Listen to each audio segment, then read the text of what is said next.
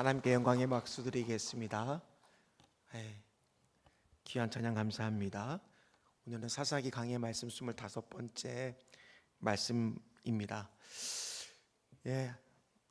잘 있으셨죠? 며칠 안 봤다고 오늘 이렇게 얼굴 보니까 되게 반갑네요. 별로 안 반가운 분도 있나요? 되게 반갑네요. 진짜로 이상하네요. 마음이. 아마 제가 없는 동안에 교회적으로는 보니까 뒤에 이제 주차장 저희가 매입한 땅을 우리 장로님들이 또 고생하시고 수고하셔서 평탄화 작업과 단단하게 해서 이제 주차장으로 아마 주일부터 쓸 수 있는지는 잘 모르겠습니다. 그래서 주일부터 쓸 수 있다면 이제 저희가 차량이 더 많이 들어올 수 있으니까 일찍 오시는 분들은 되도록이면 그쪽에다가 이제 차량을 좀 대주시면 늦게 오시는 분들이 주차하는 데 있어서 훨씬 수월하게 할 수 있잖아요. 보통 늦게 오시는 분들은 마음이 급하니까 빨리 주차하고 어디를 올라가고 싶어요? 예배당으로 빨리 가고 싶어 할 거 아니에요. 그러니까 먼저 오신 분들이 배려해 주셔서 그쪽에 주차가 가능하게 된다면 그쪽에 좀 주차를 해주시면 고맙겠습니다. 아마 중직자분들이 좀 그래 주시면 고맙겠고요. 뭐 저 같은 경우는 그래도 모범을 보이느라 차를 롯데아파트 쪽에다가 따로 또 주차를 했는데, 롯데아파트에 주차하시는 분들도 그렇게 계속 주차해 주시면 제가 주차 공간이 또 넉넉하게 사용할 수 있을 것 같아요. 감사하죠. 남들은 그 주차 공간이 없어서 부족해서 난리는데 우리는 이렇게 하나님이 땅을 주셔서 복을 주셔서 이렇게 또 주차할 수 있는 공간이 생겼다는 거 안 기쁘세요? 기쁘시죠? 모든 게 하나님의 은혜인 줄 믿습니다. 그리고 그 만나 교회에 가서 컨퍼런스를 참 열심히 들었습니다. 그래서 밤 늦게까지 아침부터 시작을 해서 수요일 날은 오전에 예배가 있기 때문에 이제 오후와 저녁의 예배 시간에는 이제 예배가 거기도 있기 때문에 컨퍼런스를 진행하지는 않았지만 그 나머지 시간에는 가까이 와서 보시면 알겠지만 눈이 이쪽에 또 제가 충혈이 됐어요. 하도 열심히 연구를 하느라 믿거나 말거나. 그래서 여러 가지 그런 받은 은혜들을 주일에 우리 1차적으로 우리 사역자들하고도 내일 좀 나누려고 하고, 뭐 그거는 이제 이렇게 하라는 게 아니라 좋은 것들을 같이 그냥 나누는 거예요. 저녁에는 우리 성도들하고 같이 나누려고 합니다. 그러니까 저녁에는 다들 필기 도구를 가지고 좀 오시면 좋을 것 같아요. 그래서 메모할 부분들 우리 리더들이 메모해서 활용하고 사용하시면 유익이 교회에 될 줄 믿습니다. 자, 한번 사진 한 장 띄워 주시죠. 제가 설교 때. 자, 혹시 이 두 사람이 누군지 아시겠어요?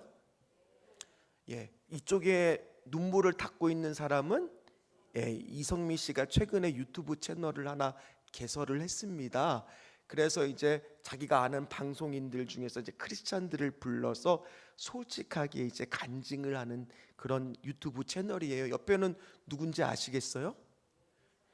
김지선이라고 하는 개그맨이자 방송인이죠. 뭐 요즘에는 많이 나오지는 않지만 저분 하면은 한때 굉장히 이슈가 됐던 부분이 있었습니다. 저분이 아이를 몇 명 낳았냐면 4명을 낳았어요. 그리고 넷째를 낳고 나서 뭐를 했느냐? 다이어트, 잘하시네요. 다이어트 그 약을 팔았어요, 홈쇼핑에. 그래서 소위 말해서 엄청나게 돈을 많이 번 거에서 썸네일 제목이 뭐예요? 돈밖에 몰랐어요. 왜냐, 얼마나 약이 잘 팔렸는지. 저분이 아이를 낳고 나면 여자분들 잘 아시죠? 아이를 한 명 낳는 게 아니라 네 번째 아이를 낳았어요. 그쵸? 뭐 저는 아이를 안 낳아봐서 모르겠지만 자, 아이를 낳고 살이 잘 빠져요? 보통은 살이 잘 안 빠져요. 안 빠지잖아요. 엄청 힘들잖아요. 아이를 낳고 100일 동안에 정말 탄수화물을 일절 끊고 운동과 식이요법으로 엄청나게 저분이 살을 뺀 거예요. 그리고 홈쇼핑 업체와 협약을 맺고 가서 자기가 한 일은 뭐냐? 나 이렇게 살 빠졌다고 이렇게 옷을 들춰내서 뭐를 보여주셨냐? 이 뱃살을 보여준 것밖에 없는 거니까 사람들이 저 약을 미친 듯이 주문을 했다는 거예요. 그래서 얼마나 바빴는지 첫 방송이 홈쇼핑의 6시인데 그 방송을 들어가서 밤 10시까지 계속 방송을 나왔다는 거예요. 밤 10시에 방송을 시작하면 들어가면 2-3시간밖에 못 자고 나오는 거예요. 그렇게 하다 보니 한 달에 무려 2억 이상의 수입을 거뒀다는 거예요. 별로 안 놀래요. 그러나 어느 날 이분이 마지막 방송을 마치고 이제 피곤한 상태에서 갔는데 매니저가 있을 거 아니겠습니까? 근데 매니저가 깜빡 그 사람은 이제 김지선 씨를 태워다 주고 다시 자기 집에 가서 씻고 자다 보니까 그분은 잠을 더 못 잘 거 아니에요. 아침 첫 방송인데 이분이 깜빡 잠이 들어서 안 온 거예요. 김지선 씨가 자기가 할 수 없어 방송에 늦을 수는 없잖아요. 자기가 직접 차를 타고 갔다는 겁니다. 그리고 매니저가 이제 늦게 일어나서 헐레벌떡 온 거예요. 김지선 씨 입장에서는 가뜩이나 음식을 안 먹으면, 여러분들 음식을 좀 굶어봐요. 사람들 다 어때요? 탄수화물 잘 안 먹어봐요. 사람들 성격이 어떻게 되죠? 너무 잘하시네요. 예민해지잖아요. 버럭 매니저한테 화를 낸 거예요. 누나예요, 누나. 야, 누나는 방송을 하면 너는 그동안 앉아서 잘 수도 있지, 그동안 앉아서 먹을 수도 있잖아 하면서 막 화를 냈다는 거예요. 너는 어떻게 그럴 수가 있냐. 자, 그리고 이제 다음 스케줄을 소화하려고 하다 보니까 자기가 차를 가져왔잖아요. 그 차를 다시 집에다 갖다 놓고 이제 매니저 차를 타고 가려고 마음을 먹은 거예요. 근데 마음에 지금 뭐가 일어나고 있어요? 짜증과 분노가 막 일어나다 보니까 운전을 약간 난폭하게 했다는 거예요. 이제 그러다가 가만 운전을 하다 보니까 앞차랑 부딪힌 거예요. 꽝! 근데 그분이 순간, 그 짧은 순간에 주마등처럼 막 지나가는데, 이분이 신앙생활을 커서 이 대학교 때부터 시작을 한 거예요. 교회는 나가고 있었지만은 자기가 그 전까지는 하나님을 깊이 만나지 못했다라고 솔직하게 얘기해요. 그런데 갑자기 그 짧은 순간에 아이가 몇 명 있어요. 자기가 딸린 식구가. 그 아이들이 막 순간들이 지나가면서 자기도 모르게 하나님 저 살려주세요. 하나님 저 살려주세요. 저 이렇게 죽으면 안 돼요. 막 이런 생각들이 막 나기 시작했다는 거예요. 그러면서 뭐라고 고백하느냐. 내가 이렇게 죽으면 안 되잖아요. 하나님 너무 억울해요. 얼마나 돈을 많이 벌었으면 돈을 쓸 시간이 없을 정도로 바빴는데 그렇게 고백을 할 정도로 살고 싶었던 거예요. 그랬는데 하나님이 어떤 감동을 그 순간에 주느냐. 사랑하는 내 딸아, 네가 이렇지 않고서는 나에게로 돌아올 수 없을 것 같아서 내가 힘들지만 이런 지금 고난을 줬다라는 감동의 마음이 물밀듯이 들어왔다는 거예요. 하나님이 사고를 낸 것도 정신 차리고 누구한테 돌아오라고요? 하나님한테 돌아오라고. 정신이 번쩍 났대요. 그렇구나. 때때로 우리 삶 가운데 이해하지 못하는 고난이 올 때가 있습니까? 없습니까? 있죠. 때로는 왜 내가 이렇게 하나님 앞에 최선을 다해 살았는데도 삶의 문제가 잘 안 풀릴 때가 있습니까? 없습니까? 있죠. 특별히 김지선 씨는 내가 돈과 가족과 시간과 이런 모든 것들을 맞바꿨구나, 이거를 깨닫고 나서는 그의 인생이 달라지기 시작했다는 거예요. 사랑하는 성도 여러분, 한번 대답해 보세요. 여러분들 삶에 고난이 찾아와서 하나님과의 관계가 더 깊어지는 것이 축복입니까? 아니면 하나님 앞에서 세상적으로 너무나 잘돼 바빠 하나님하고 멀어지는 게 축복입니까? 정말 전자입니까? 그런데 세상 관점으로 보면 후자가 성공한 건데요. 유명해지고 돈 많이 버는데도요. 자, 살짝 흔들리죠. 갈등할 겁니다. 물론 우리는 머리적으로는 다 뭐가 정답이라는 건 알아요. 근데 막상 내 앞에 그런 순간이 오면 그런 믿음의 고백을 할 수 있으십니까? 자, 오늘 본문에 나오는 삼손의 가정은 원래 아이를 낳을 수 없는 불임의 가정이었습니다. 그러나 오늘 하나님의 사자를 통해 지난 시간 놀랍도록 수태고지라고 하는 아들을 낳을 거라는 고지의 놀라운 은혜의 말씀을 듣죠. 그리고 나서 그 아들을 어떻게 키우라는 그 구체적인 방법까지도 하나님이 다 알려줍니다. 나시린으로 키우라는 거죠. 그 큰 은혜, 그가 앞으로 여호와의 앞에 사사로 쓰임받을 큰 영광에 그가 해야 될 작은 순종들이 있다 그랬죠. 머리에 뭐를 대면 안 돼요. 그리고 포도로 만든 음식들을 함부로 먹어서도 안 되는. 그런데 한번 그냥 만화 가정만 생각해 보세요. 아이가 막 그 앞에서 뛰어놀면, 제가 주일에 보니까 우리 한 장로님, 특히 우리 장로님들 중에서 손주를 아는 분들은 손주만 딱 끌어안고 있으면 표정이 달라져요. 전 당회 때 우리 장로님들이 그런 표정하고 있으면 참 좋을 것 같아요. 아이를 안고 있으면 어찌나 그렇게 다들 그냥 행복하시고 기쁜 표정인지. 당회 때는 다들 막 심각하거든요. 얘기도 해야 되고 회의도 해야 되니까. 근데 아이를 닮은 우리 장로님들의 표정은요, 천진난만합니다. 만화 가정은 안 그랬을까요?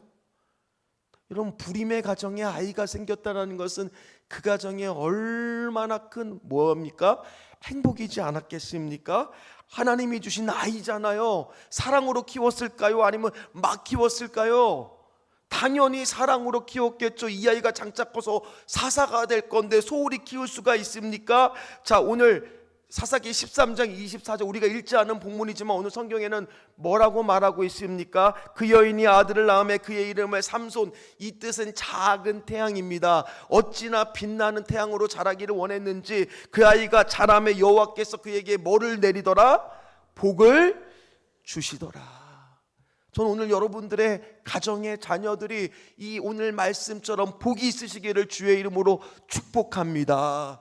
특별히 태문이 열리지 않은 가정에는 오늘 삼손과 같은 하나님 귀한 자녀들이 나오시기를 주의 이름으로 축복합니다. 자, 그리고 심지어 25절 말씀에 보니까요, 연이어서 뭐라고 나오느냐? 여호와의 영이 움직이기 시작하더라. 자, 이런 희망적인 말씀으로 끝납니다. 그리고 이제 오늘 14장의 말씀으로 이제 할 거예요. 그러면 여러분들 같으면 이제 그 아이가 복을 받고 여호와의 영이 움직이기 시작하면 앞으로 그가 받은 사명이 바로 뭡니까? 블레셋으로부터 이스라엘 민족을 뭐 해야 되는 거예요? 구원해야 되는 사사의 사명을 잘 이루는 일들이 일어나야 되잖아요. 그런데 오늘 14장 성인이 된 삼손의 모습은요, 우리의 생각과는 너무나 다르더라는 거예요.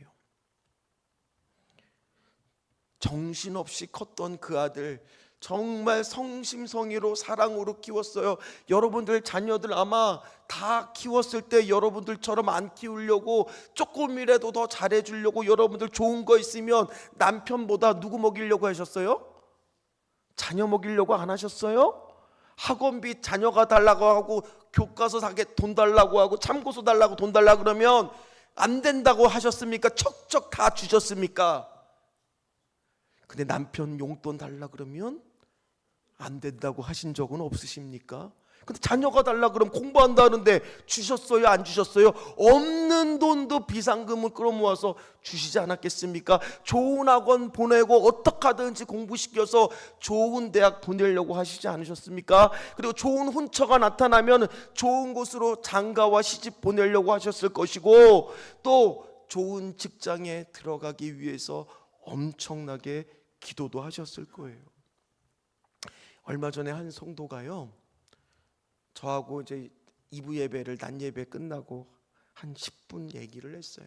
그분에게는 아직 취업을 못한 자녀의 문제 때문에 고민과 염려가 참 많으셨어요. 그래서 이번에 꼭 좀 됐으면 좋겠다고 하시는 말씀 가운데 간절함도 있었지만은 너무너무 그 세월이 힘드신 부분도 엿보였어요.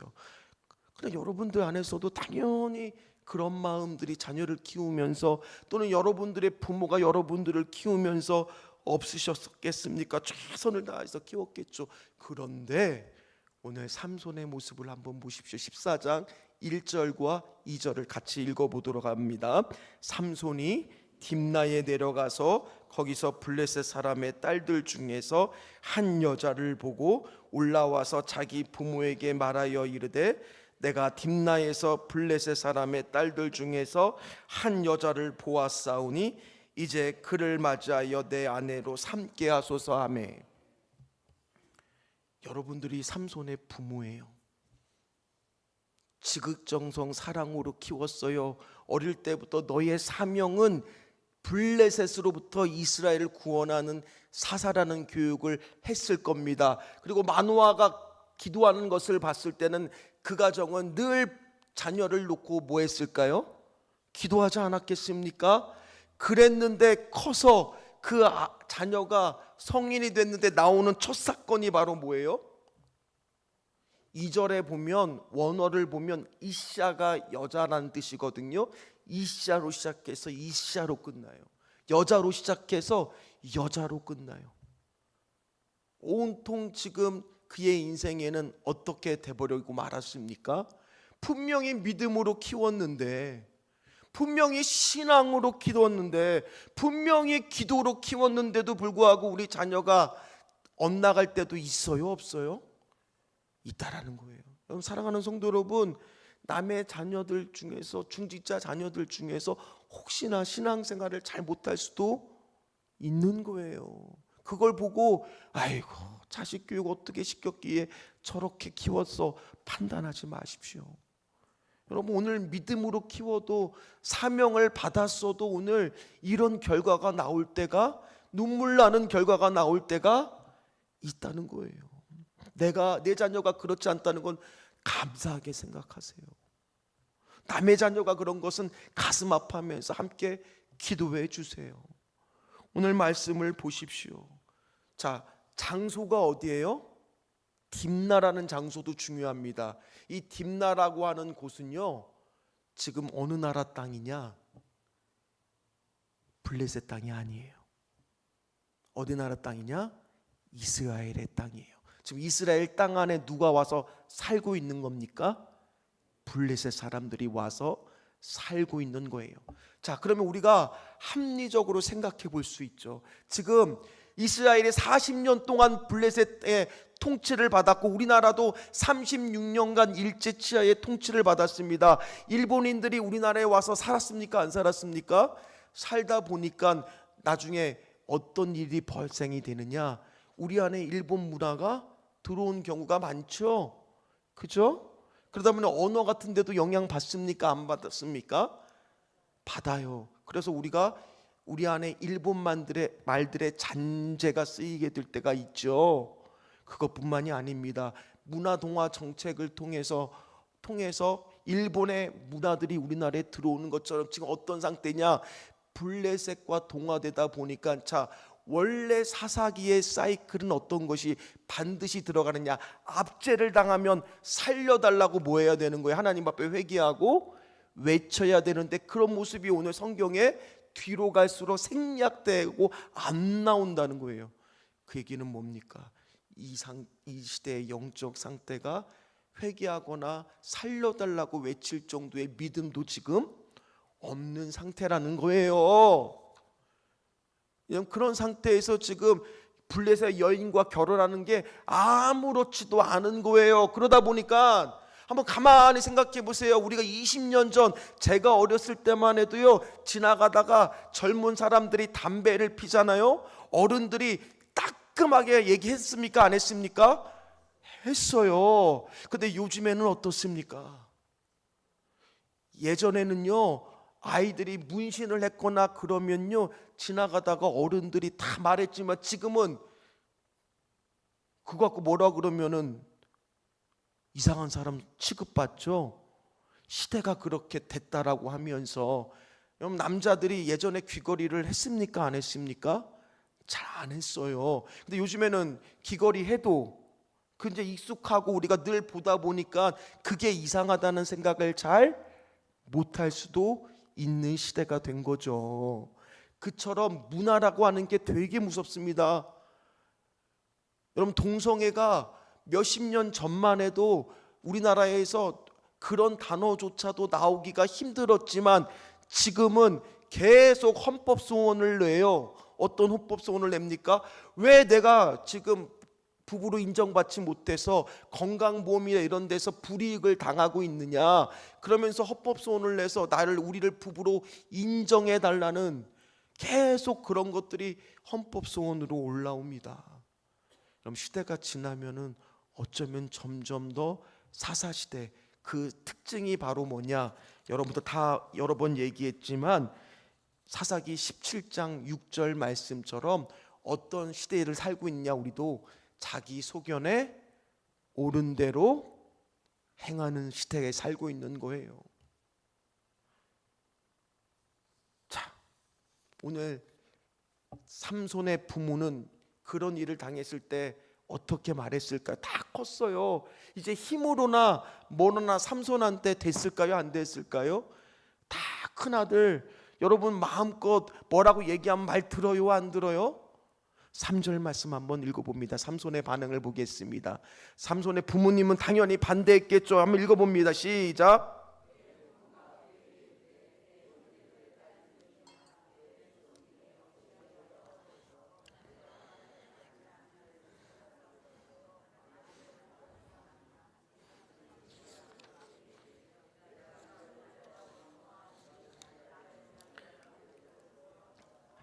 내가 그 여자를 좋아하오니, 이유는 그거예요. 이게 원어에 뜨는 내 눈에 그 여자가 보기에 좋사오니예요. 지금 블레셋의 여인이 좋을 정도로 삼손의 마음이 지금 그렇게 된 거예요. 한번 이 여인을 다른 걸로 바꿔보세요. 여러분들 안에는 돈이 좋사오니, 뭐가 좋사오니, 뭐가 좋사오니, 우리도 그럴 수 있잖아요. 충분히. 심지어 오늘 삼손의 부모는 반대를 했습니다. 그러나 그의 아들의 태도는요, 삼손의 태도는요, 오늘 뭐라고 말하냐?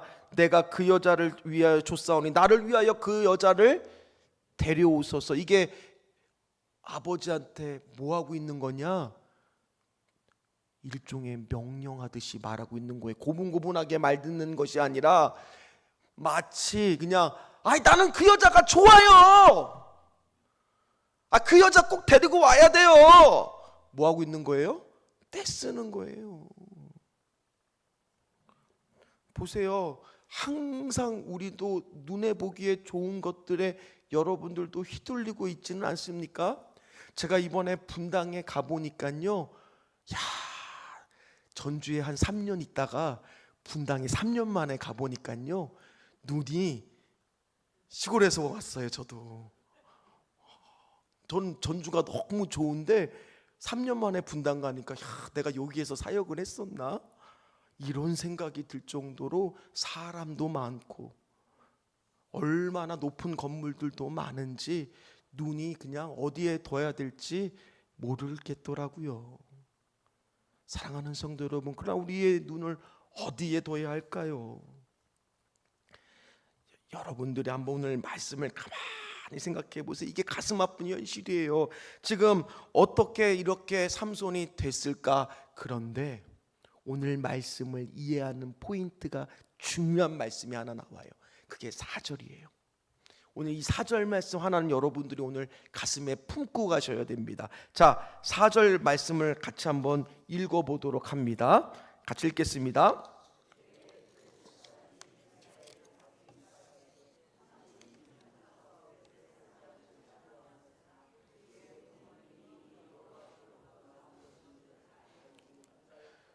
자, 오늘 4절 말씀이 삼손의 말씀을 이해하는 굉장한 키워드입니다. 자, 앞으로 어떤 일이 발생됩니까? 원래는 삼손은 지금 이대로라면 블레셋과 같이 사이좋게 지내게 될까요? 아니면 원래의 사명을 지켜서 블레셋과 싸우게 될까요? 아니, 그들과 결혼하면은 그의 사명은 싸그리 다 없어지는 거잖아요. 블레셋 사람들하고 장인 장모를 맺고 그들과 어울려서 살아야 되는 거잖아요. 그런데 오늘 하나님은 뭐라고 말씀하고 있어요?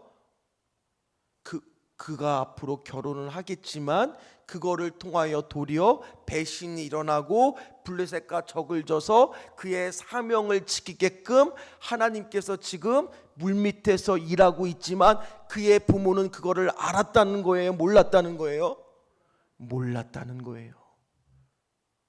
여러분, 김지선 씨가 사고가 났을 때도 그 사고가 당연히 안 나는 게 좋죠. 고난 안 받는 게 좋죠. 어려움 안 당하는 게 좋죠. 그러나 오늘 고난 가운데도 하나님은 뭐하고 계신다는 거예요?